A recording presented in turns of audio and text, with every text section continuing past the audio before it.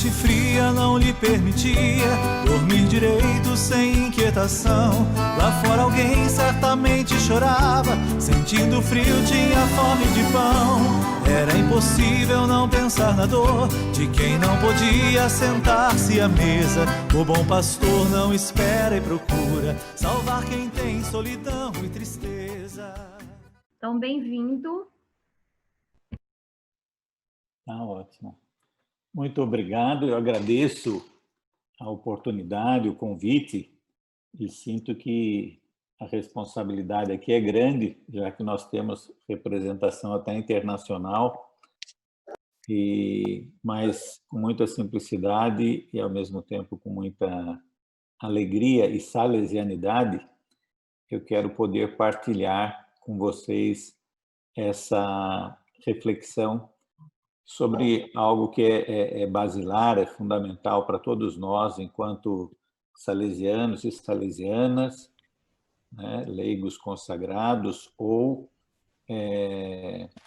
nós, né, religiosos mesmos. E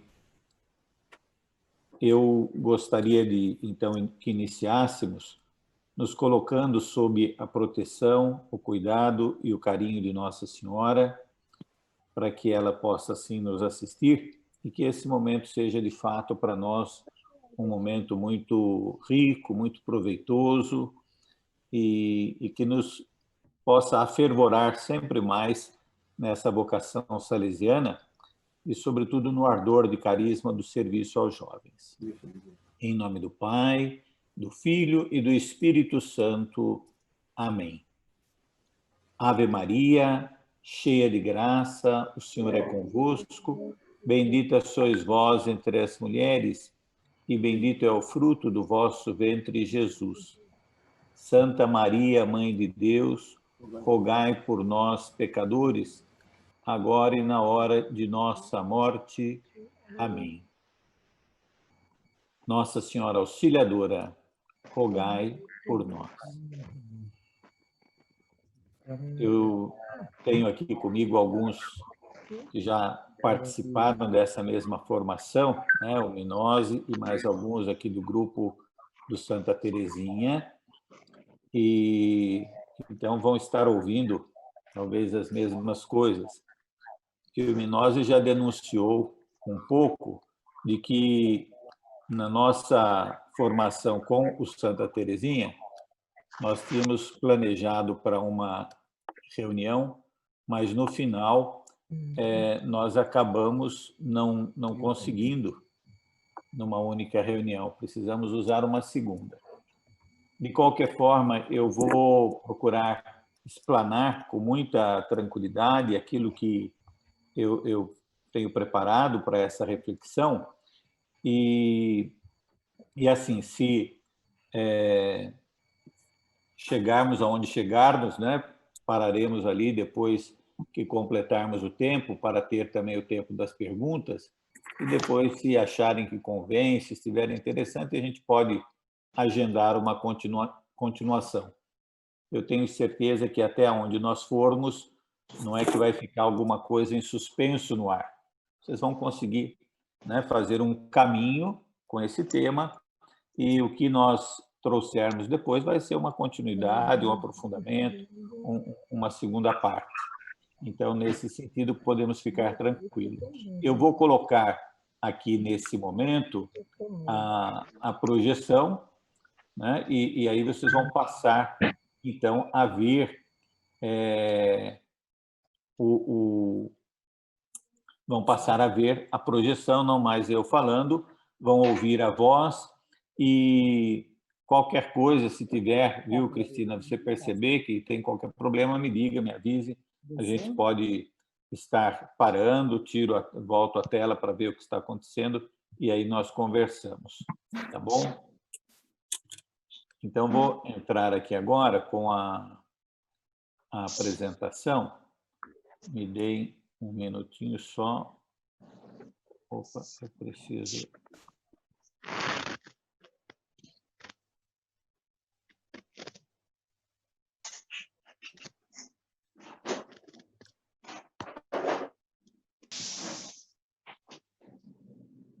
sair aqui um minutinho.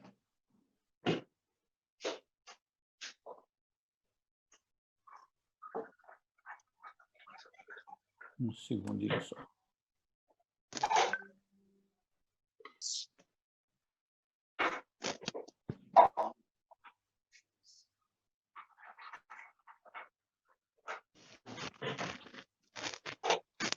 Pronto, agora sim.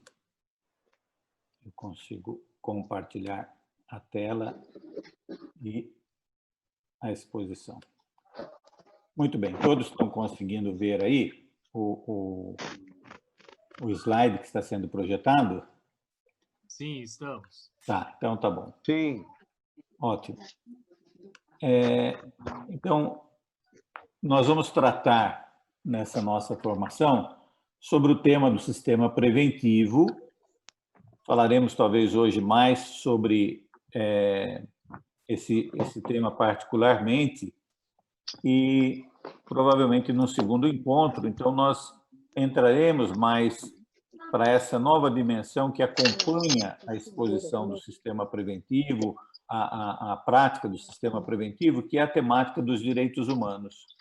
Isso por quê? Porque desde 2008, 2009, ainda quando o nosso superior-geral era o padre Pascoal Chaves, ele realizou um congresso em Roma, onde nós debatemos justamente o tema do sistema preventivo e a ótica dos direitos humanos, e ele nos disse o seguinte, que a partir de então a congregação não poderia mais separar sistema preventivo e direitos humanos, porque todo o trabalho que Dom Bosco fez, ele sempre teve essa grande preocupação de assegurar os direitos fundamentais, aquilo que era básico, a escolarização, o trabalho, a profissionalização para os seus jovens. Então, não são duas coisas que vão colocadas uma ao lado da outra, mas, na verdade, elas se sobrepõem. Uma está inserida na outra, né? O sistema preventivo e os direitos humanos. Porém, nós vamos focar inicialmente, como eu disse, mais trazendo para nós algumas questões relativas aos direitos humanos. A primeira coisa que nós precisamos trazer aqui, desculpa que avançou aqui, isso, é que a identidade carismática, ela está relacionada com a vocação salesiana. Acho que tem alguém aqui que está com dificuldade quanto ao som, vou ver se eu ajudo para desativar. A identidade carismática ou a vocação salesiana, ela tem no carisma, né, que Dom Bosco nos imprimiu, ela tem o seu fundamento. As nossas constituições, as constituições dos salesianos, diz para nós o que está colocado aí. O carisma do fundador é princípio de unidade da congregação e, por sua fecundidade, está na origem, né, das maneiras diversas de se viver a única vocação salesiana. A vocação salesiana, ela pode ser vivida de formas diferentes. Nós, como consagrados, dentro da vida religiosa, vocês, como leigos consagrados, dentro das famílias, e nós temos dentro da família salesiana tantos outros grupos, né, de ex-alunos e outras congregações que estão ligadas a nós. O fato é que o que nos une, o que nos torna todos salesianos, é o carisma do fundador, aquilo que foi particularmente peculiar à ação, à vivência de Dom Bosco. A Constituição das Filhas de Maria Auxiliadora, elas também dizem algo parecido e que é importante a gente recordar aqui. Desempenhamos a nossa missão na unidade do carisma, na pluralidade das situações socioculturais, com aquela adaptabilidade, audácia e criatividade que Dom Bosco tinha ao ir ao encontro dos jovens. Então, na verdade, o que ela está dizendo? Por favor, feche o microfone. Como que ela fecha? Aqui, desativar o som. Assim é ruim. Então, devagarzinho o pessoal vai se adaptando. Eu peço desculpas de ter pedido para usar essa plataforma, mas foi justamente para nós podermos trabalhar com a apresentação. Talvez a outra até desse, mas nós não estávamos seguros quanto a isso. Então, a situação sociocultural, a localização dos salesianos, ela é diferente na Índia, no Japão, na Itália, Europa, aqui no Brasil. Porém, nessa pluralidade, né, de situações socioculturais, o carisma salesiano ele vai se adaptando. E com a mesma criatividade que tinha Dom Bosco, e com isso nós vamos conseguindo responder à nossa missão salesiana de uma forma sempre fiel ao nosso fundador. Então, é isso que é colocado aqui para nós. Então, a primeira ideia importante é esta aqui. O que nos constitui como família salesiana é a força do carisma. Não são... Nós podemos ter, às vezes, um estilo de oração ou uma forma de trabalharmos e atuarmos em lugares diferentes, mas o carisma, né, aquilo que é a essência, o nosso DNA salesiano, é isso que vai nos identificar como parte da família salesiana, como seguidores de Dom Bosco. E o que é, então, né? Essencial dentro do carisma. Tá? Então, vem aí para nós agora, que no coração do carisma está presente o quê? O sistema preventivo. Né? Então, o que, dentre tantas coisas que podem compor esse nosso carisma, esse nosso DNA salesiano, o coração dele, o que o move, é o sistema preventivo. Por isso que é muito importante que nós tenhamos, de fato, clareza do que é que nós estamos falando. Uma das coisas que se tem percebido é que, às vezes, nós temos educadores que estão há muitos anos conosco, nos nossos colégios, nas nossas obras sociais, e quando nós dizemos assim, então, vamos falar aqui do sistema preventivo, né? O que vocês... Aí o pessoal, de repente, percebe que, assim, caem coisas que são muito genéricas, que vale para uma educação salesiana, mas que vale para qualquer outra educação. Elas não têm uma identidade mais efetiva em relação realmente ao nosso carisma. Dom Hilário Moser, ele escreveu recentemente um livro, é um bispo, né, que vocês conhecem, está aqui na nossa comunidade, vai aparecer daqui a pouquinho o título do livro, e ele coloca no início, se eu não me engano, 12 palavras que elas vão trazendo para nós algumas situações, alguns temas relacionados a Dom Bosco. E uma dessas palavras que ele colocou lá é pedagogia.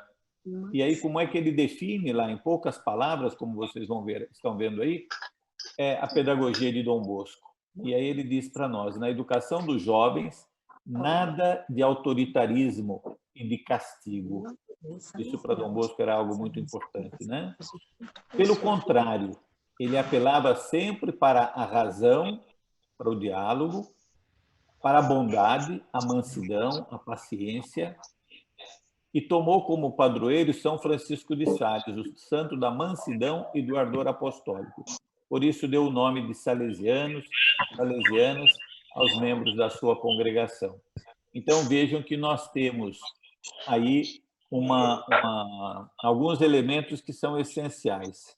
Né? Então, Dom Bosco não queria a punição, por isso o sistema chama-se preventivo, é prevenir para não precisar punir, é usar a razão para mostrar, né, o porquê que se quer alguma coisa, que não é um capricho do educador, né, mas que é algo muito propício, muito favorável para o bem do jovem, do adolescente. Isso precisa ser realizado.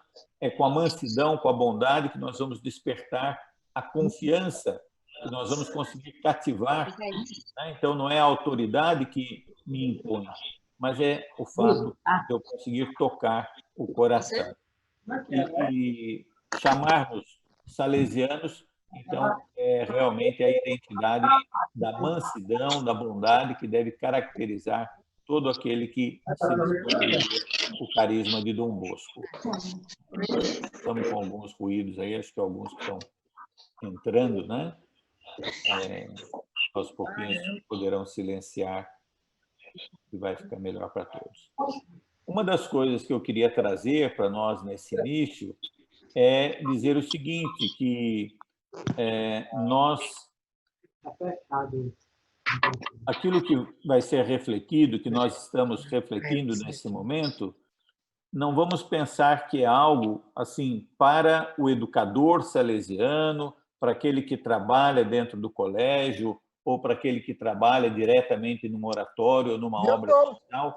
Tem que fazer nós vamos perceber, ao longo da fala, que o que está sendo colocado aqui serve para todos nós, serve para a nossa vida pessoal, serve para a nossa atuação dentro da nossa família. Então, podemos ficar com essa perspectiva de pensar assim, do que está sendo refletido, do que está sendo colocado, como é que isso vai passar para o cotidiano da minha vida, para aquilo que eu sou e faço no meu trabalho, dentro de casa, nos lugares que eu frequento. Nós vamos perceber que o sistema preventivo tem a ver com tudo isso. Porque senão dá a impressão assim, que nós vamos falar de um método educativo, como é que se educa numa escola salesiana, e, na verdade, não se trata disso. É muito mais do que isso. Então, aqui diz exatamente isso. Não temos e não podemos fazer o que Dom Bosco fez, mas compreender o porquê e o como ele fez. Porque, ao compreendermos o porquê que ele fez e o como ele fez, nós vamos estar justamente iluminando a nossa postura e a nossa ação salesiana. Então, nós não vamos simplesmente repetir. Não daria certo. O contexto é muito diferente, conforme nós vamos ver agora. Então, nós temos que ser capazes de buscar na essência o que de fato é importante dentro do sistema preventivo para que nós possamos viver isso hoje. O contexto de Dom Bosco é um contexto em que surgem, naquele período de 1800, muitas manifestações secularistas. Então, o iluminismo, tudo muito ligado à razão, o naturalismo, que são correntes filosóficas daquela época e que trazem consigo toda uma atitude antirreligiosa, anticlerical. Vocês vão se lembrar da história de Dom Bosco, que, em tantos momentos, ele foi perseguido. Dom Bosco teve obstáculos que ele foi encontrando por parte do poder público. Estou tentando ver se a gente consegue ajudar aqui a desativar.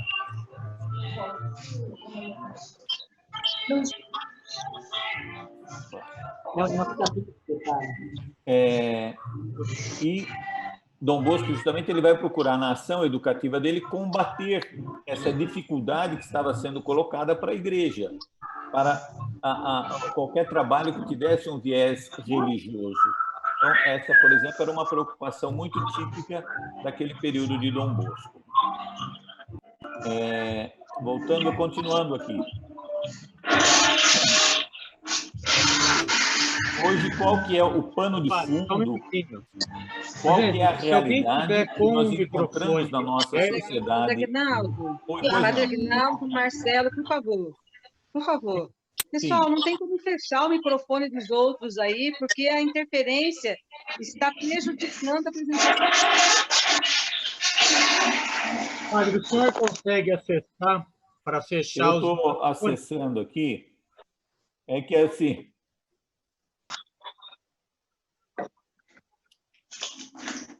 eu vou tentar ver se eu consigo fazer isso de uma vez para todos. É que, assim, Que bom, sempre padre, possível as pessoas ativarem, né? Então, vamos ver. Agora... Pois é. Uma fala tão rica, um tema tão importante. Será que conseguimos aí? Minozzi, você pode dar uma orientação sobre como fechar?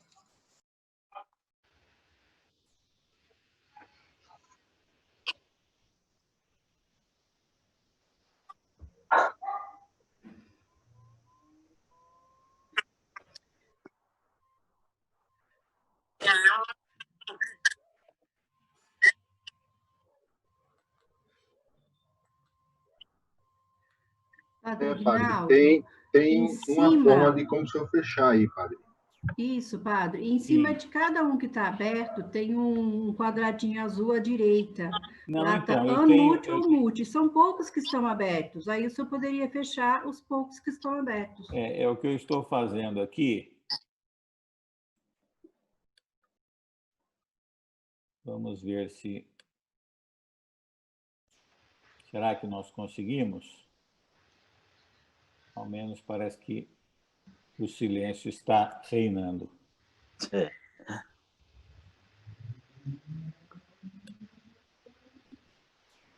Vamos, então, prosseguir. E aí vamos ver se a gente consegue avançar. Então, o que nós estamos falando? Nós não vamos repetir o que Dom Bosco fez, porque ele fez num contexto e nós temos hoje uma outra realidade diferente daquela de Dom Bosco.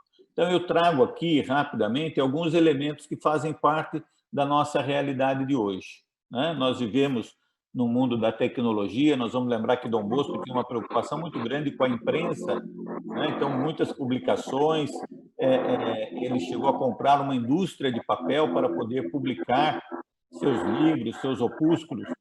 Hoje, nós falamos muito mais da tecnologia, nós temos uma visão mais ampla de mundo e também a oferta de conhecimento e de oportunidades que acontece.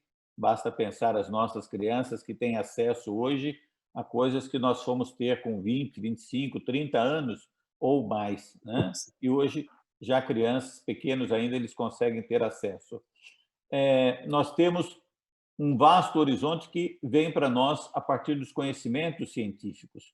Com tudo que nós estamos vivendo hoje, aí um drama da pandemia, porém nós sabemos o quanto a ciência, né, avança, o quanto ela é capaz de rapidamente se mobilizar para poder trazer para nós uma resposta a esse vírus que não estávamos esperando, e sem contar tantas outras descobertas científicas.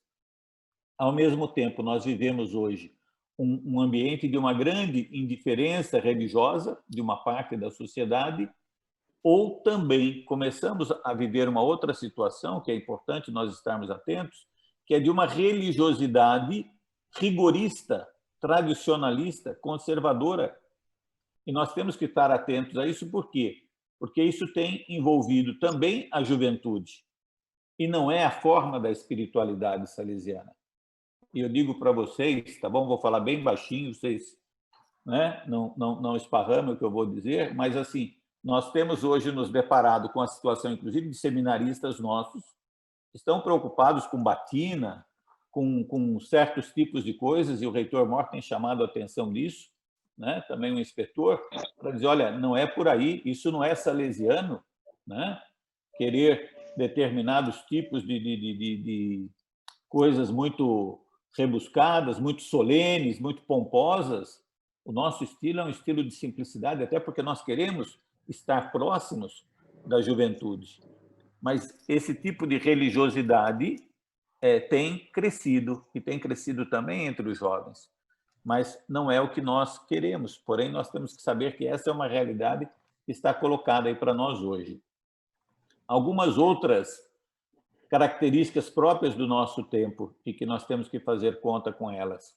Hedonismo, né? Essa busca desenfreada do prazer, o consumismo, né? Ter, mesmo que em detrimento daquilo que a pessoa é, as pessoas que acham que elas valem por a roupa que usam, pelo tênis que calçam e assim por diante. O liberalismo, né? Então, o ganhar sempre mais, né? Quem tem maior poderio econômico domina, e aí nós vamos vendo a situação da pobreza também crescendo. Isso hoje é um caminho também, uma estrada que vai acontecendo no nosso país. Toda a discussão que se tem feito a respeito de fake news, mentiras, né? Notícias falsas. E vejam que isso não atinge só a criança, o jovem, atinge também adultos. Quantas vezes nós temos nos deparado nos grupos de WhatsApp, ou mesmo pessoalmente para nós, que chegam, né, de pessoas que têm mestrado, que têm doutorado, que têm um curso universitário, que é um sacerdote ou até um bispo, e que vai nos mandando, simplesmente repassando notícias que recebe, que de repente aquilo nem é verdade, né? Então, não vamos falar só de pessoas simples e humildes que talvez não entendam ou não tenham a capacidade de parar para analisar, mas nós temos uma realidade também entre pessoas com maior conhecimento e maiores estudos. Há uma carência muito grande de referências éticas e morais, o que é certo, o que é errado, o que é bom, o que é ruim, né? Então, nós vamos percebendo que isso hoje se torna uma dificuldade, às vezes até no educar. Os pais se veem, às vezes, em situações proíbo, não proíbo, digo que pode, digo que não pode. Como é que nós vamos reagir diante de determinadas situações quando os parâmetros que nós tínhamos antigamente que diziam, olha, é assim, é assado, faz-se desse modo, faz-se daquele, isso pode, aquilo não pode, hoje isso já não é tão simples assim, certo? Depois nós temos as famílias sem referências educativas. Até algum tempo atrás, eu costumo dizer que, quando a gente falava de uma família desestruturada, nós estávamos falando de uma família onde os pais se separaram. Hoje, isso, infelizmente, acabou se tornando algo tão natural, tão normal, que já não cria impacto, já não é um problema na cabeça da criança ou do adolescente, né? Estar uma semana com um, uma semana com outro, hoje vai o pai buscar na escola, amanhã vai a mãe e vice-versa, isso já não é um problema, mas justamente o que faltam são essas referências educativas. Qual que é o princípio, qual que é a base religiosa com a qual se vai educar uma criança, isso já começa a ser algo que nós percebemos claramente que está faltando para os pais, né? E aí, por consequência, isso pesa também na educação dos filhos, que vão ficando sem parâmetros, tá? Uma competitividade demasiada, muito grande, e que dificulta a expectativa dos jovens, né? Para ele poder entrar no mercado de trabalho, já não é suficiente um curso universitário, já não basta ele ter uma profissão, porque há uma grande competição, né? E cada um querendo prevalecer o mais que pode. Então, nós vamos percebendo aqui que o contexto ele é muito diferente. E, por fim, mais alguns elementos desse pano de fundo para nós podermos depois, então, perceber como é que nós podemos responder a tudo isso a partir da visão, da ótica do sistema preventivo, mais alguns elementos, então, para nós. Rápidas mudanças, faltas de referências e de parâmetros, acabamos de falar sobre isso, volume excessivo de informação e baixa capacidade de reflexão crítica. Nós ouvimos tantas coisas e não temos tempo, às vezes, de parar para refletir. Isso acontece de uma forma geral e traz complicações, porque quando a criança, o adolescente, o jovem, ele não é ajudado na sua reflexão, ele vai engolindo tudo e vai relativizando tudo. Eu não sei se vocês certamente já repararam que os nossos noticiários são assim, né? Eles dão a notícia da bala perdida no Rio de Janeiro, que matou uma criança, que matou uma pessoa mais idosa, um profissional, ou uma atuação do crime também que provocou uma tragédia, e depois a jornalista diz assim, bom, mudando um pouquinho de assunto, e aí entra a notícia do futebol, entra a notícia do carnaval, mudando um pouquinho de assunto, quer dizer, como se uma coisa e outra estivessem muito próximas, vidas ceifadas de uma forma bruta pela violência, né? E uma violência, vamos dizer assim, sem nenhum sentido, se é que a violência tem sentido, e uma outra notícia que simplesmente, vamos dizer assim, é muito relativa, podemos dizer, né? Carnaval, futebol e outras coisas. Então, vejam quanto que isso pode impactar na educação, no desenvolvimento de um jovem, porque vai tornando tudo muito relativo, banaliza a vida, banaliza o valor da pessoa. E aí? Eu costumo perguntar para os nossos educadores, quando faço uma fala nos nossos projetos sociais, eu digo assim, vocês refletiram já sobre esse fato que aconteceu, a criança que, né, sofreu isso, ou um aluno que entrou numa escola e disparou uma arma que matou colegas? Eu digo, vocês refletiram sobre isso aqui? Porque se vocês não pararam para refletir, a escola não fez isso, a família também não fez isso.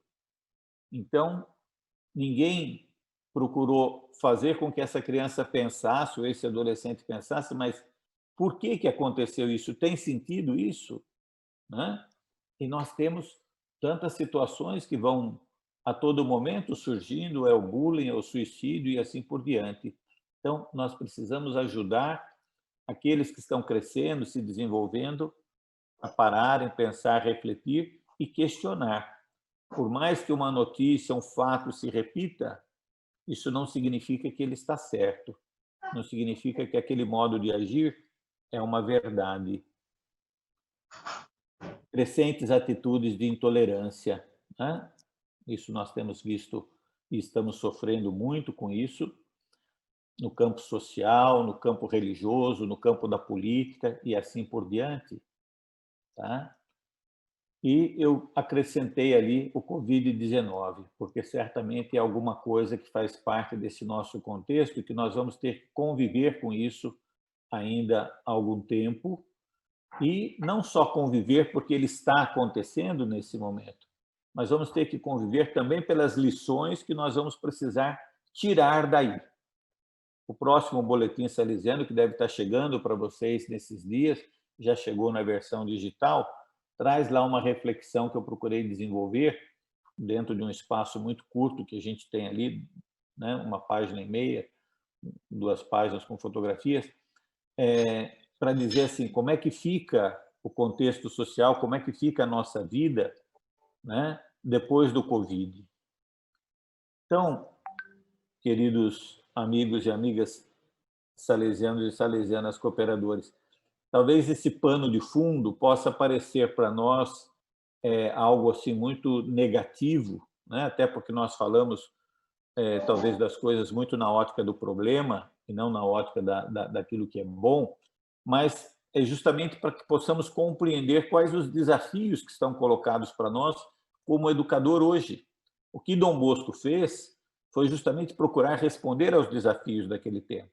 Então, não é que na época dele não houvesse coisas boas. Havia, sim, mas justamente ele procurou dar resposta para aquilo que era o lado ruim. Né? Quando a gente fala da tecnologia, não é uma visão negativa sobre a tecnologia. Pelo contrário, ela está sendo muito útil para nós nesse momento. Mas é nós compreendermos que, da mesma forma que ela pode ser positiva, ela pode ser negativa. Da mesma forma que ela nos ajuda a refletir algo importante, ela pode servir para difundir notícias falsas, para, vamos dizer assim, confundir a mente das pessoas e, portanto, nós precisamos saber que tudo isso está colocado aí, tudo isso é acessível à criança, ao adolescente e ao jovem, e nós precisamos, como educadores todos que somos, né? E o educador, nós vamos ver, ele está na sala de aula, ele está na obra social, está no oratório, mas ele está dentro de casa também, como está na rua e como está no trabalho.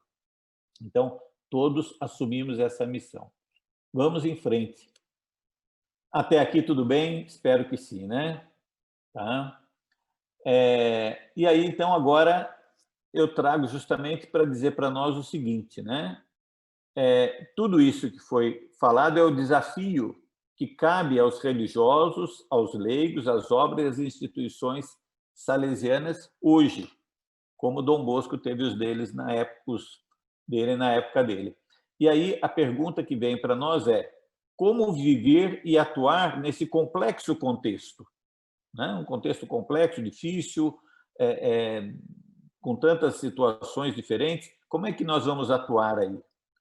Né? Que educação, que referências nós queremos ofertar enquanto salesianos e salesianas, leigos e leigas, pais de família, né? Mas que estamos imbuídos do carisma de Dom Bosco. Quais os melhores ensinamentos e testemunhos a serem ofertados?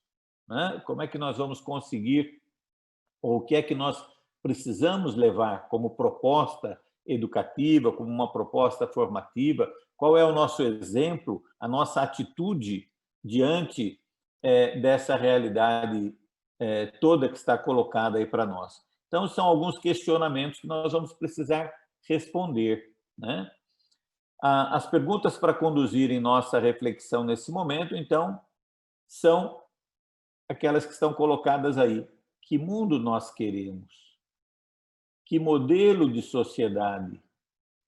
Que concepção de pessoa humana nós temos? Dom Bosco sabia muito bem, né, para que ele queria formar os seus jovens e como é que ele queria que esses jovens atuassem. Quando ele fala para nós aquilo que o reitor Mor nos convida na estreia desse ano a refletir, de formar bons cristãos e cidadãos honestos, Dom Bosco sabia muito bem o que significava ser bom cristão naquela época em que ele estava atuando, vivendo e implantando a sua obra, o seu oratório, como ele sabia também o que significava ser honesto cidadão naquele contexto. A pergunta que nós estamos colocando aqui, que mundo nós queremos, que sociedade, que concepção de pessoa humana, justamente isso vai definir para nós como é que nós vamos compreender eu formando o bom cristão hoje e eu formando hoje o honesto cidadão. Né? Talvez nós já lemos, com toda certeza já lemos, a estreia do reitor Mor para esse ano, mas nós precisamos depois retomar e procurarmos deixar que aquilo ali vá fazendo com que a nossa reflexão se aprofunde e amadureça cada vez mais. A pergunta é fundamental, né? Por que Dom Bosco, naquele contexto em que ele viveu, ele adotou o sistema preventivo, né, como uma forma dele atuar a educação da juventude, né? Por que naquele momento ele passou a falar de sistema preventivo para os seus salesianos, para os seus religiosos, para os seus benfeitores? E o que ele faria se ele estivesse vivendo hoje nos nossos dias? Alguém falou no início, né, com muita propriedade, que nós estamos aqui nos debatendo para aprender a usar a tecnologia, para lidar com essas plataformas, e é verdade, a criançada tira isso de letra, nós sabemos, né? Quem convive com um neto, com um filho, com um sobrinho, sabe como é que eles se viram muito tranquilamente com isso. E nós, adultos, que não nascemos, né, habituados com a tecnologia, apanhamos um pouco mais. E alguém dizia assim, mas se Dom Bosco estivesse aqui hoje, ele estaria dominando isso com muita certeza, com toda certeza. E é verdade, né? Ele não estaria fugindo, mas ele estaria procurando realmente usar tudo isso a favor da educação, a favor da evangelização, da orientação dos jovens. E aí, então, nós vamos extrair da ação educativa de Dom Bosco, desse seu método educativo, do sistema preventivo, aquelas opções que foram fundamentais, que serviram, né, de forma essencial para constituir todo o seu agir, todo o seu modelo de educação, todo o seu trabalho dentro do oratório. Então, um primeiro elemento que nós encontramos é esse aqui, o senso de realismo e a capacidade de adotar técnicas e modalidades modernas de ação. Dom Bosco, nós sempre falamos isso, ele viu muito além do seu tempo. Ele não ficou preso naquilo que já acontecia, mas ele procurou enxergar o futuro, enxergar mais longe, ele avançou para ter atitudes, né, e fazer coisas que não era simplesmente aquilo que estava colocado para ele, que era o que devia ser feito. Não, ele inovou, ele ousou, né? E ele dizia o que para nós? Naquilo que for para o bem da juventude, eu corro até a temeridade. Né? Ou seja, eu vou arriscar qualquer coisa. Eu vou fazer aquilo que talvez seja tido como improvável, que não se deva fazer. Mas sabia por que estava fazendo. Ele queria o bem. Então, isso essa marca de Dom Bosco ela é muito importante para nós. Vejam bem o que nós somos chamados aqui para refletir, né? Nós temos, pode ser que eu fique com dificuldade de ler eu mesmo aquilo que eu coloquei na apresentação aqui, porque na minha tela aparece uma coluna, né, com os rostos dos que estão aí, mas dá para tirar aqui, olha aqui, pronto. Oi.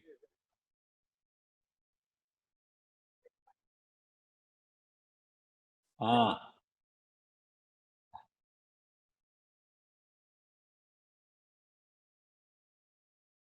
tá. Não, mas já consegui dar um jeito aqui, eles já foram lá para cima lá. Então, eu digo aqui, olha, nós temos dificuldade de acolher, mas agradeço, viu, Minose? E eu preciso me aprimorar, realmente. Mas eu digo aqui que nós temos dificuldade de acolher o novo, sobretudo quando nos tira da nossa zona de conforto. É ou não é verdade, né? Que nós, tantas vezes, quando a gente se sente desafiado, quando eu tenho que aprender uma coisa nova, né? A gente fica já incomodado, a gente não quer se dar ao trabalho, a gente quer fazer as coisas sempre da mesma forma. Por quê? Porque o novo ele nos desacomoda, ele me obriga a sair daquela tranquilidade que normalmente eu estou apoiado nela. E essa não é uma atitude salesiana, né? Então, nós temos que aprender. E isso é importante por quê? Porque senão a gente fica reclamando do nosso tempo, né? Não é do espírito salesiano reclamar, hoje é assim, nossa, mas por que tem que ser assim?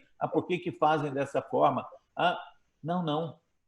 Né? Se o que está colocado para nós hoje é isso, vamos procurar compreender esse novo, vamos procurar viver esse novo, claro, de uma forma positiva, sabia, mas sem ficarmos reclamando da realidade ou sem nos deixar envolver.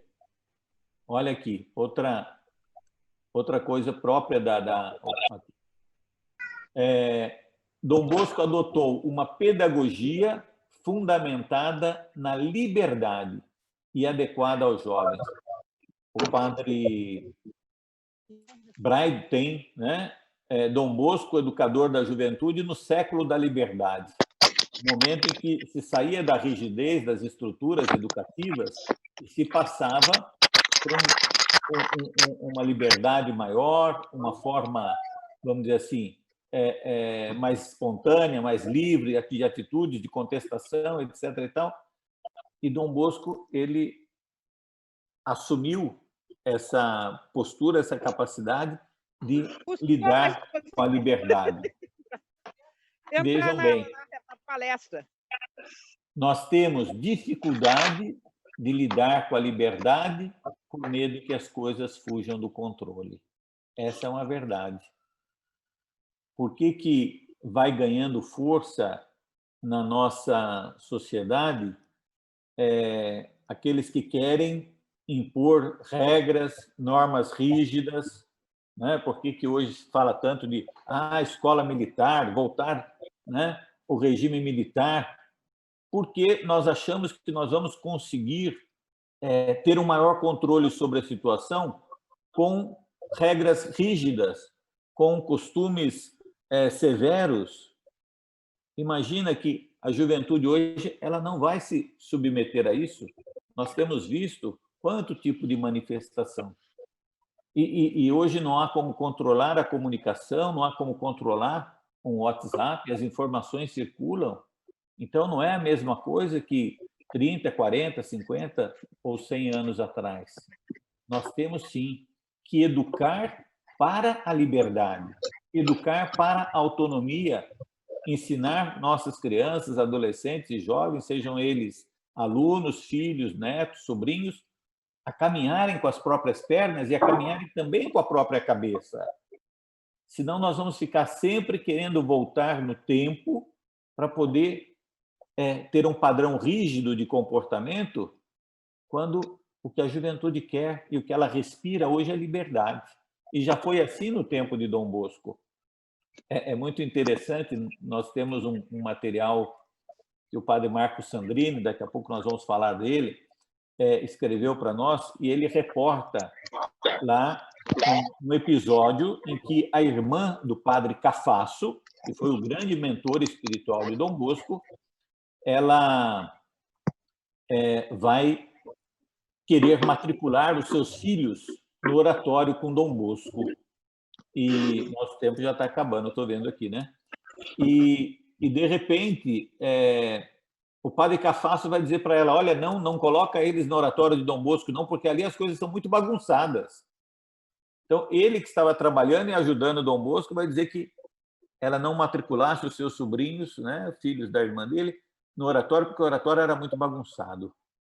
A irmã não seguiu os conselhos do padre Cafasso, matriculou os seus filhos, um deles, né, se tornou depois o fundador da Consolata, dos missionários da Consolata, né, Alano, o nome dele. Então, para dizer assim, não é que Dom Bosco tinha ali uma bagunça, mas ele sabia não tolher a espontaneidade do jovem, né? A sua capacidade de ter iniciativas. Pelo contrário, ele confiava muito na juventude. Sim. Tá. Outro elemento importante para nós pensarmos, olha aqui, a visão positiva da pessoa humana. Dom Bosco aprecia o humano, confia nos recursos naturais e sobrenaturais. Né? Então, ele vai trazer, vai herdar muito do humanismo de São Francisco de Sales. Né? Quando a gente fala de São Francisco de Sales, o nome salesiano, a gente fala muito da mansidão, mas não é só a mansidão. É porque Francisco de Sales, ele foi um homem de diálogo, foi um homem que aceitou se colocar diante das diferenças religiosas da sua época, né? Então, ele tinha um olhar muito de respeito para com a pessoa humana, independente das suas atitudes, e procurava descobrir os valores que ela tinha, naturais e sobrenaturais. E aí nós nos deparamos com o quê tantas vezes? Não. Desculpa um minutinho só. Pessoal, novamente, está muito ruído. Que pena. Entrou. Bom. Deus pode. Vamos lá. Não, então, a atitude de Dom Bosco é uma atitude carregada de otimismo e esperança no potencial positivo do jovem e na ação da providência e na força da religião na vida do jovem. Eu sempre gosto de dizer que não dá para ser salesiano, seja consagrado, seja leiga, quem desconfia dos jovens, quem olha para os jovens de uma forma negativa, quem afirma, essa juventude de hoje está perdida. Não, ela não está perdida. Ela está talvez mal direcionada, mal apoiada. O entorno que está envolvendo os jovens hoje nem sempre é um entorno positivo, pela mídia, pela sociedade, pela desestruturação familiar, como nós falamos. Então, o que envolve o jovem talvez seja muito negativo e acaba induzindo ele ao erro. Mas qualquer jovem, ele tem sempre um potencial positivo, ele pode fazer coisas maravilhosas. Ontem, foi acho que na quinta, sexta-feira, né, eu participei de uma live com o pessoal de Brasília, aliás, com a participação de um jovem de Brasília chamado Jeconias. E muito interessante, ele esteve 11 vezes na FEBEM, quando adolescente, 11 passagens, foi para o sistema prisional. Quando a gente vê esse jovem hoje, com a família que ele tem, a fala que ele tem, ele é representante da ONU para alguns temas relacionados à juventude, né? E ele diz assim, olha, foi a oportunidade que eu tive, foram pessoas que acreditaram em mim, que me ajudaram. Então, nós poderíamos dizer assim, esse não tem mais jeito. Imagina, 11 passagens pela Fundação, pela FEBEM, né, lá de Brasília, o CAGE, como eles chamam lá. Nós diríamos assim, não tem o que fazer com ele. E, no entanto, alguém apostou, alguém apoiou, acreditou, e nós ficamos assim impressionados. Deve ser um jovem hoje com 30 e poucos anos, e a fala com propriedade, com segurança que ele tem. Então, vejam bem, Eu vou avançar, Cristina, mais um pouquinho aqui. A hora que for para parar, você põe a mão aí e diga assim, olha, está acabando já. Tá bom? Olha aqui. Toda a pedagogia, toda a proposta educativa de Dom Bosco... Oi? Fundamentada, né? Fundamenta o seu método na bondade e no afeto. Amorevolezza, nós já ouvimos falar isso sempre, certamente desde que vocês começaram Oi, bem. a ser cooperadores. Eu estou ouvindo uma live. O que nós temos é isso que precisamos aprender de Dom Bosco. Ele crê na força do amor, que gera vínculo, gera confiança e tem o poder de transformar os corações. Hoje, nós temos respirado muita intolerância, como disse, muito rigorismo, muita pressão para querer provocar mudanças e não vamos conseguir. Né? Já não é mais possível isso. Nós vamos conseguir, sim, na medida em que nós fortalecermos a crença no amor. E temos que transmitir isso como testemunho. Temos que ser capazes de educar as nossas crianças para isso. Dom Bosco tinha uma certeza de que a transformação da sociedade ela acontece a partir da educação. E nós podemos dizer, como ele acreditou, que essa educação tem que preparar as pessoas, a criança, o adolescente, o jovem, para viver o amor. Estabelecer relações de confiança, relações de tolerância, né? Relações de perdão, de misericórdia. Sem isso, não há transformação. Sem isso, não há mudança. Tá? Então, nós precisamos apostar nisso e saber que esse é um elemento chave no nosso sistema preventivo. A amorevolezza, o afeto, a confiança. Porque a gente paga por semana. Vejam bem, nosso método educativo, eu gosto de dizer que ele é, na verdade, uma forma de nós vivermos a educação. Não se trata de uma estratégia educativa ou simplesmente de uma dinâmica educativa, uma atitude, não. É uma forma de nós vivermos a educação. Isso significa, não é uma forma de ensinar na sala de aula, dentro dos muros de uma escola ou de uma obra social, mas é, de acordo com aquilo que nós viemos refletindo até agora, uma visão sobre o ser humano, sobre a pessoa humana e o modo de sermos e de agirmos que nos coloca de forma permanente na condição de educadores. Eu dizia no início que o que nós estamos refletindo tem que nos ajudar a sermos educadores em casa, na família, sermos educadores no trabalho, na rua, na igreja, aonde nós estivermos. A nossa postura, o nosso agir, o nosso pensar, a nossa forma de nos relacionarmos com as pessoas, tudo isso vai ser um reflexo daquilo que nós acreditamos. E vai também isso ajudar a mudar as pessoas. Né?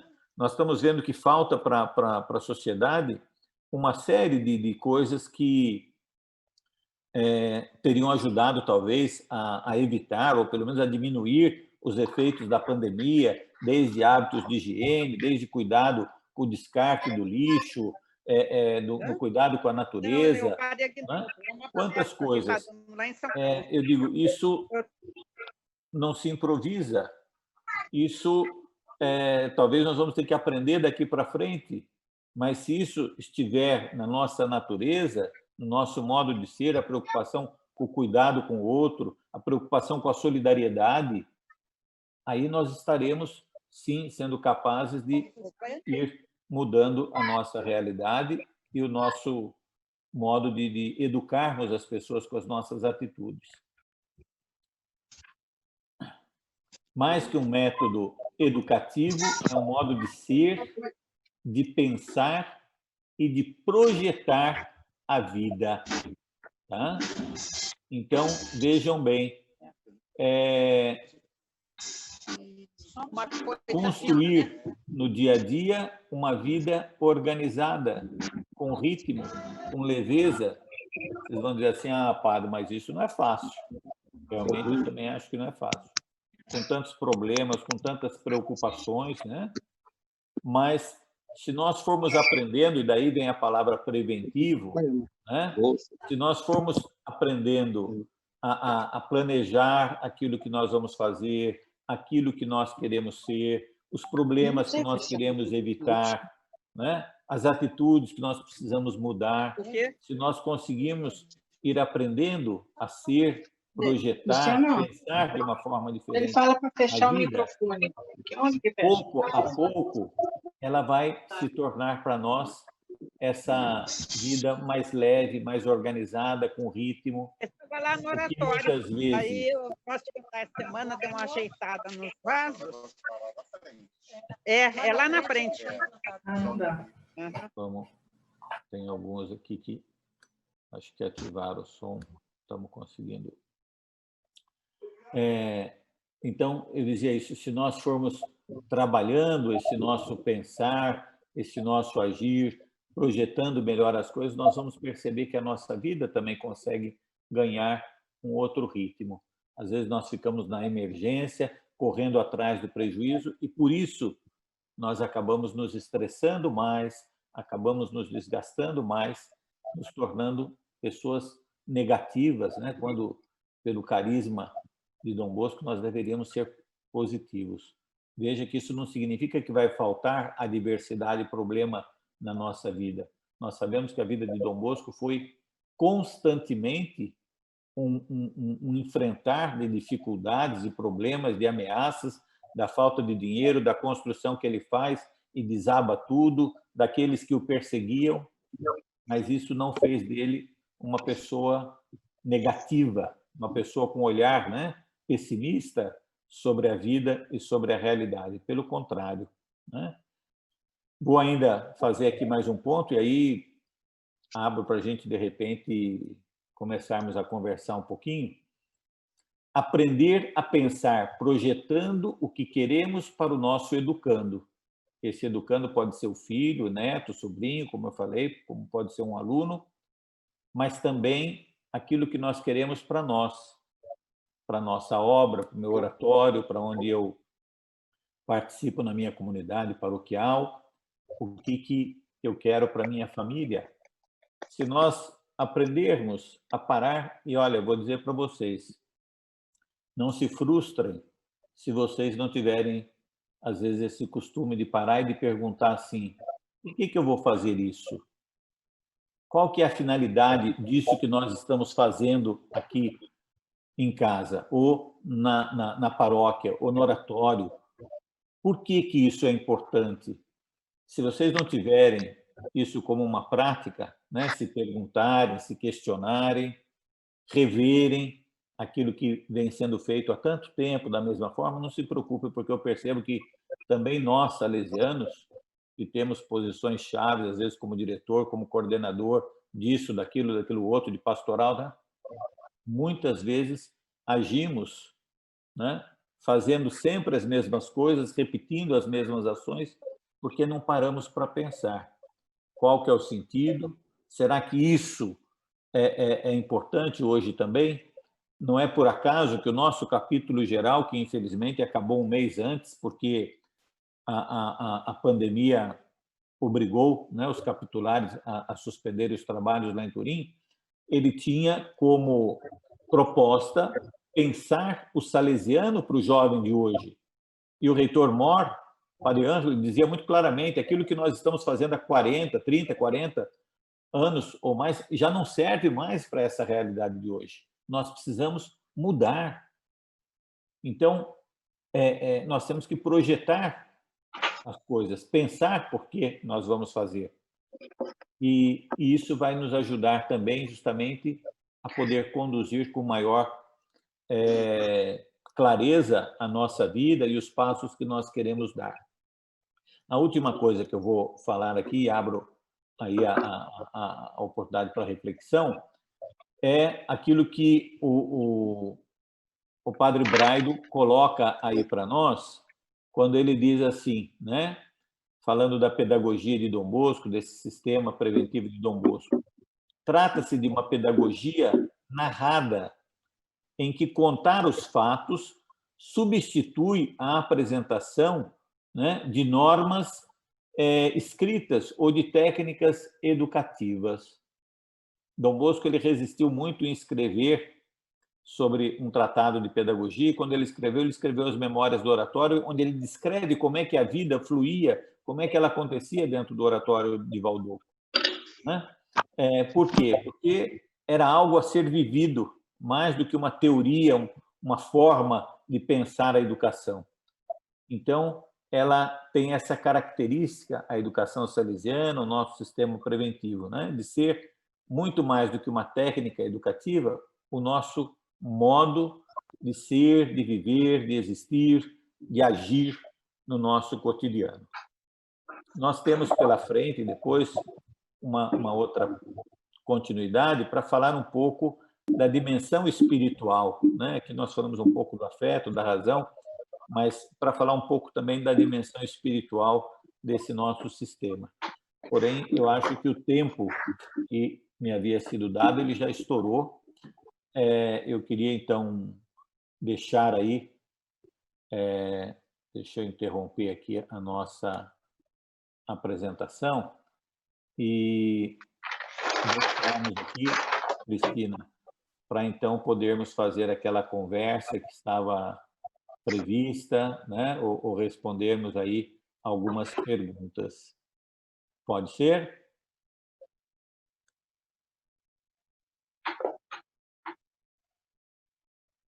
Cristina? Oi, o que está acontecendo que eu não consigo... Sim, mas pode ser, padre. Oi? Pode ser, sim. Vamos nessa sequência aí. Eu não sei o que aconteceu com a Cristina, talvez teve algum probleminha lá. Tem algumas perguntas. Eu já abri aqui. Já está diante de mim. A questão é que tem, vamos ver, tem tantas intervenções aqui, mas algumas são... Mas... Muita coisa gostosa. Vamos ver se eu consigo aqui. Mas são manifestações. Olha, tem gente realmente de todo lugar aqui, hein? Que maravilha. Vamos ver se eu acho aqui alguma pergunta, algum questionamento. A pergunta seria... Sim, olha aí. Assim, como fica a volta do oratório normal, com distanciamento social, máscara, etc.? Olha aí, eu vi aqui essa pergunta, né? Como é que fica a volta do oratório nesse novo normal? Veja bem, essa é uma pergunta que eu até gostaria de ter a resposta dela, mas nós temos que perguntar assim, como é que fica o novo normal na família, né? Nas nossas visitas, como é que vai ficar o novo normal, na verdade, na escola, na rua, no supermercado. Algumas coisas nós até já temos percebido. Uso de máscara, álcool gel, né? A questão de termos que tomar cuidado, não podermos aglomerar, não podermos ter tanta gente. O fato que eu acredito que é o seguinte, talvez algumas coisas nós não vamos conseguir voltar tão já, né? Se a escola tem dificuldade, que é um espaço onde os alunos estão sentados, têm suas carteiras, não estão o tempo todo em movimento, e ela já tem dificuldades e tem restrições, o que pensar do oratório, e eu vou além, da obra social, onde as atividades talvez acontecem muito mais com práticas esportivas, com práticas de arte, de outras coisas que envolve movimentação, envolve contato, capoeira, judô. Então, como é que isso vai poder acontecer?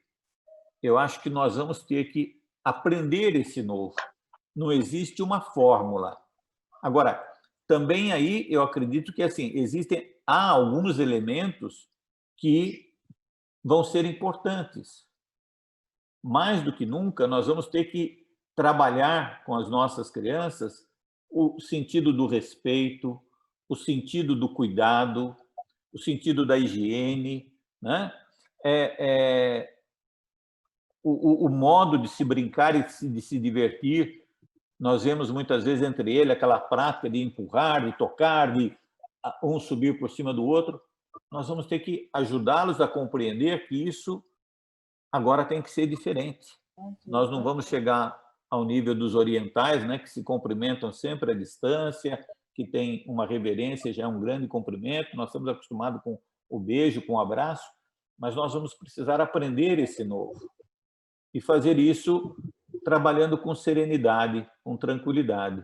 Então, eu diria assim, não tem uma fórmula para nós, mas tem atitudes que nós vamos ter que começar a educar as nossas crianças para ela. Pode ser no oratório, pode ser na catequese, né? Como certamente estamos trabalhando isso dentro das nossas famílias. Há alguns ensinamentos, algumas orientações que estão sendo passadas para o filho, para o neto, para o sobrinho, não é verdade? Então, eu assim, não tenho como responder para dizer assim, vai ser dessa forma. Até porque nós temos oratórios que têm espaços muito grandes, vai ser fácil fazer atividades ali. Mas temos outros que têm espaços muito limitados, então eu não posso mais encher uma sala de crianças, não é verdade? Então, não sei se eu respondi, mas é um pouco a sensação, a visão que eu tenho dessa realidade. Obrigada, padre. Uma outra pergunta do Agostinho é como passar a religião para jovens sem saber disso? Só com o testemunho? Testemunho de vida? Tá. Eu gosto dessa pergunta. Ela na verdade, assim, nós vamos até na expectativa, na esperança de talvez termos uma continuidade num próximo momento, se assim vocês desejarem, mas fiquem muito à vontade, por favor. Aí essa pessoa que está falando. Padre Aguinaldo. Tá. Nós e vamos aí aqui são as outras pessoas. ter a Eu entrei sem vídeo, porque senão todo mundo escuta tudo que está rolando aqui, entendeu? Sim, está escutando. Porque tem que ser um lugar silencioso. Aí, mas... Ai, meu Deus. Você está só assistindo. Impossível, não, pessoal? Mas ninguém te ouve. A gente tá lá. Eu não estou conseguindo ajudar aqui no silêncio. Bom, voltando aqui à nossa pergunta, né? Então, eu ia dizendo isso, que naquilo que virá ainda pela frente, nós vamos ter a oportunidade de refletir mais sobre essa dimensão religiosa. Obrigado, filho. Agora sai fuçando, né? Mas eu queria, pelo menos, link, poder né, já dar uma resposta nesse momento, dizendo o seguinte: eu acho que sim, que o nosso testemunho e a nossa atitude serão muito importantes. Em que sentido? Não é simplesmente o testemunho de dizer, olha aqui, eu estou indo para a igreja, você quer ir para a missa? Vamos para a missa, né? Eu acho que esse tipo de testemunho, ele é importante, mas talvez ele não seja mais convincente. Com certeza, padre. A grande base da religião, eu acredito que vale hoje, é fundamentalmente nós trabalharmos a dimensão do amor, a dimensão da misericórdia, as nossas relações de procurar aquilo que nos aproxima e não aquilo que nos distancia.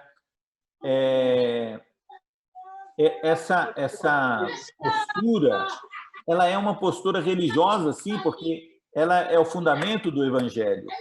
Jesus não diz que o mandamento maior é o mandamento do amor, né? Então, é isso que nós precisamos testemunhar. Às vezes nós ficamos, até porque fomos educados assim, vocês como eu, né? A buscar muito mais a forma, a regra, aqueles comportamentos, né? Das ações ou das atividades religiosas que nós fazemos, e isso nem sempre diz algo para o jovem de hoje. ele não está, vamos dizer assim, a dimensão dele de espiritualidade, ela vai numa outra direção, mas nós podemos tocá-lo sim.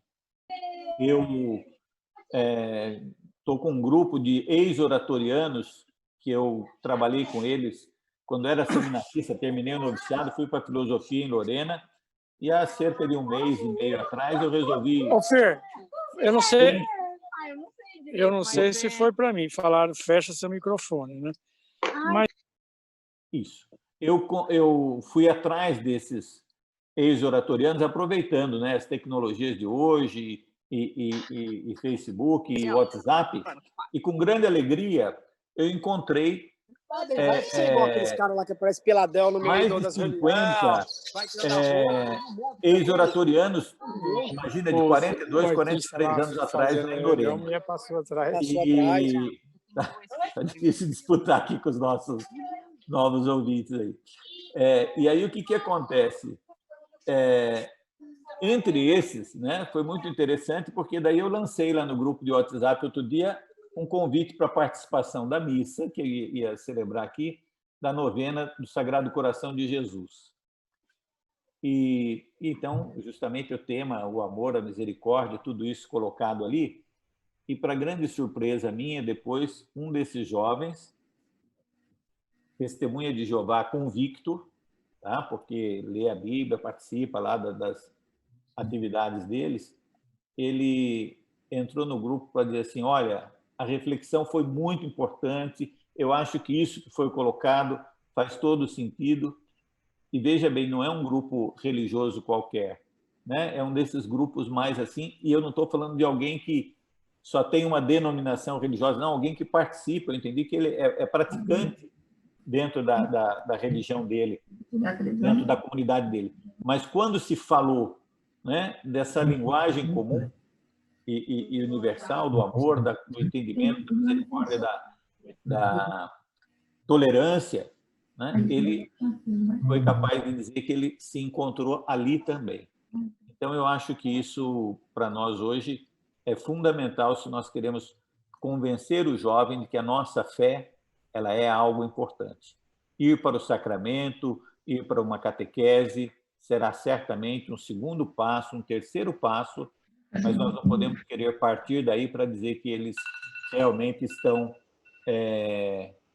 sendo bons cristãos. Padre Guinaldo, eu agradeço, né, por todo esse momento. Existem outras perguntas, mas o tempo está avançando, então eu gostaria de fazer o senhor, será que no próximo final de semana daria para a gente fazer essa parte 2? E aí eu salvaria as perguntas e responderia, e aí a gente, de repente, poderia responder essas perguntas e depois avançar com a parte 2 ou agiria as outras 2 perguntas. Tá. Eu, no próximo sábado, eu tenho um compromisso que vai me levar toda a parte da tarde, infelizmente já assumido, né? Então, ele eu não consigo. O outro final de semana será o dia 1º de agosto. Se para vocês ele for possível, então o que eu posso fazer é isso. Eu reservo já esse final de semana e daí nós podemos continuar dentro dessa proposta. De eu, de repente, já responder, né, as perguntas que vão sendo colocadas e aí avançamos mais um pouco com a reflexão. Isso, então nós vamos já deixar então agendado para o dia 1 de agosto, às 16 horas, né? E a gente faz essa parte 2 e eu peço desculpa àqueles que, porque são perguntas, né? Tanto elogiando o Senhor, como uma palavra, assim, a fala pé no chão, muito realista, enfim. E os questionamentos que eu acredito que iria demandar muito tempo, né? Não por nós, mas por conta de alguns que talvez não vão ficar para ouvir as suas respostas, né? Então, assim, 2 minutinhos, eu acho que ela queria fazer antes da gente finalizar com a bênção do Senhor, né? Queria fazer, acho que um convite, uma motivação aí para o nosso congresso, né? Aqueles que ainda não colocaram no chat a cidade, de onde são, por favor. E se a Alzira não... se ela quiser já fazer o convite agora nesse momento, não sei se o Marcelo também gostaria de falar, né? Aí a gente, mas enfim, quero agradecer muito o Senhor por toda essa oportunidade, né, que nós tivemos, e a gente então fica na expectativa do dia 1º, né? A semana que vem, na terça-feira, nós vamos testar uma outra plataforma que é o Teams. Então, na terça-feira, nós vamos fazer um teste, e se funcionar, a gente vai pelo Teams, porque é um pouco mais prático, muitos já se cadastraram, né, a nível de Brasil, né, região Consulta Brasil. Então, assim, a possibilidade de outros participarem, né, eu pediria só que no próximo, assim que a gente participar, que a gente já feche o microfone já no início, por favor, para não ter tanta interferência, né? E poder participar bem desses encontros formativos. Alzira? Eu disse que nós participamos de uma reunião hoje, mas só está confirmado o Congresso 29, 30 e 31 de julho, 1º de agosto do ano que vem, e que vai acontecer, além da formação, a eleição para a escolha do sucessor, do meu sucessor. Mas deixar aqui, eu peço para a coordenação do Congresso, que vai ser em BH, que no próximo encontro eles passem mais informações, tá bom? Está confirmada a data, vai ser em Belo Horizonte, mas daí eu peço para a coordenação, que inclusive parece que tem gente, a Carmen, a Kátia, a Beth de BH estão presentes, o Padre Pedro também vi presente, então no próximo encontro eles passam mais informações. Eu sei a data e que vai acontecer a eleição, tá? E dei mais informações com eles. Mas muito obrigada, Cristina. Cris. Obrigada, Alzira. Cris, só uma informação. Tem bastante gente cadastrada no Teams, mas nem todos ainda conseguiram instalar ou no computador ou no celular. Então, só estar cadastrado não resolve o problema. As pessoas têm que instalar no computador ou no celular, tá bom? Então, seria bom quem tiver aí de coordenação passar isso para todos os salesianos e aspirantes que já foram cadastrados, tá bom? Obrigada.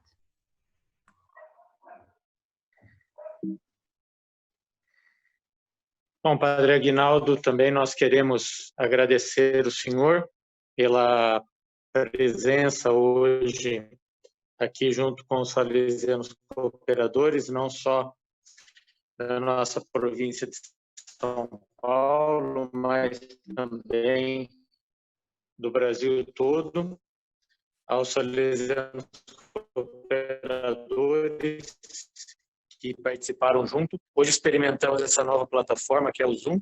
Eu realmente não conhecia, que conseguiram pelo Zoom, porque tenho um conhecimento maior para apresentação, e foi muito bom. Então, agradecemos o senhor pela disponibilidade, já ficamos certos por uma continuidade da parte 2 desse mesmo tema, né? E o convite que a Alzira também nos fez para o Congresso, ele também já se mobilize para esse momento, né? Agradecemos a Alzira pela partilha, e de Belo Horizonte, que está preparando o significativo. E obrigado a todos que participaram. Padre Aguinaldo, por favor, eu deixei uma pergunta no seu reservado, então depois não esquece de dar uma olhadinha para o nosso próximo encontro. Grande abraço, viu? Bom te ver. Obrigado. Eu estou aqui anotando, tentando copiar, depois se alguém conseguir salvar todas aí as questões, me passa, tá bom? Eu quero poder responder sim e refletir juntos, tá? Mais alguma coisa, Cristina, ou encerramos? Não, padre, pode encerrar. Peço desculpa pelos ruídos, barulhos, mas deu para acompanhar uma boa parte. Tá, não, eu também peço desculpas por ter, de repente, provocado aí a mudança da plataforma, que foi até para poder colocar aí a apresentação, era importante. Mas agradeço o convite, eu acho que esses contratempos eles podem acontecer, acontecem, nós temos que saber lidar com eles, né? Padre Aguinaldo. Oi, pois não. Aqui é o Padre Pedro, da Inspetoria de Belo Horizonte. Ô, meu irmão. Queria apenas formalizar, em nome da província dos Salesianos Cooperadores de Belo Horizonte, a nossa gratidão pela formação de hoje. Agradeço também o convite que recebi para estar participando. E só aí realmente endossar a informação da Alzira, de que está confirmado o Colégio Salesiano de Belo Horizonte, lá da Avenida Amazonas, para sediar o Congresso Nacional no próximo ano. É a Avenida Amazonas, 6.825, Gameleira. Esse é o bairro para quem já estiver pensando em comprar passagens, né, hotel e etc. Tá bom? Então, Padre Aguinaldo, muito obrigado. Que Deus te abençoe aí no seu ministério, no seu sacerdócio, né, e na nossa consagração salesiana. Agradeço muito, muito obrigado, viu, meu irmão? E então vamos concluir, né? E eu realmente então agradeço a participação de todos e a oportunidade de poder estar com vocês.